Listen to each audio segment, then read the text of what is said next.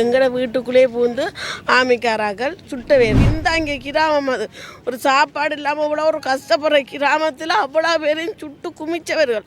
அவர்களுக்கு இதுவரைக்கும் எந்தவித ஒரு நீதியும் கிடைக்கவில்லை. அந்த கஞ்சை குடிக்க போக குழந்தைகளுக்கு கூட சாப்பாடு இல்லாமல் இத்தனை பேர் அந்த செல்லு குண்டில் செத்தவே இல்லை. அதெல்லாம் நான் என் கண்கண்ணால் கண்டு வந்த சம்பவங்கள். அதெல்லாம் முள்ளிவாய்க்கால் வந்தாலே எங்களுக்கு மனம் எல்லாம் குதறுது. அப்படி ஒரு சம்பவம் அங்கே முள்ளிவாய்க்கால் அந்த குண்டு வரைக்கும் சம்பிரதாயம் சம்பி காய்ச்சறாங்க, செல்லுபடிக்கு தண்டுறாங்க, இராணுவத்தால் பிடிச்சி கற்பழிப்பாங்கன்றது பயப்படுறதா.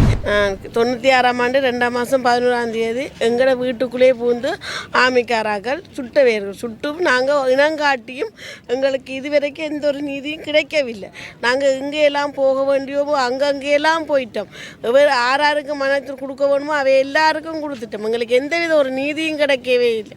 எங்களுக்கு ஒரு நீதியை தருமாறு உங்களுக்கு இந்த மே மாதம் 18ஆம் தேதி முள்ளிவாய்க்கால் பிரச்சனையிலேருந்து இதில் நாங்கள் சொல்கிறோம், எங்களுக்கு ஒரு நீதி வேணும். எங்களுக்கு ஒரு நீதியைத்தான் கிழவெட்டு குமாரபுரம் படுகொலை சின்ன பிள்ளையிலேருந்து கெட்பனி தாய்மாரிலேருந்து அவ்வளோ பேரையும் சுட்டு குமிச்சவைகள். ஒரு அவையில வெறித்தனத்தை இங்கிட்ட தான் கொண்டு ஒரு பின்தாங்கிய கிராமம். அது ஒரு சாப்பாடு இல்லாமல் இவ்வளோ ஒரு கஷ்டப்படுற கிராமத்தில் அவ்வளோ பேரையும் சுட்டு குமிச்சவர்கள். அவர்களுக்கு இதுவரைக்கும் எந்தவித ஒரு நீதியும் கிடைக்கவில்லை.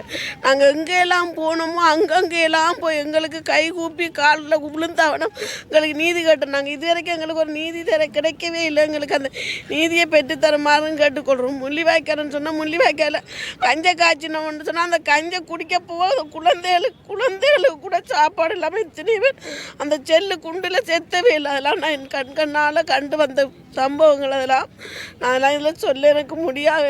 அதெல்லாம் வேதனையாக இருக்குது. இவ்வளவு சம்பவங்கள் முள்ளிவாய்க்கால் வந்தாலே எங்களுக்கு மனம் எல்லாம் குதறுது. அப்படி ஒரு சம்பவம் அங்கே முள்ளிவாய்க்கால் அந்த குண்டு வரைக்கும் சம்பிரதாயம் சம்பி காய்ச்சறாங்க, செல்லுபடிக்கு தண்டுறாங்க, இராணுவத்தால் பிடிச்சி கற்பழிப்பாங்கன்றது பயப்படுறதா.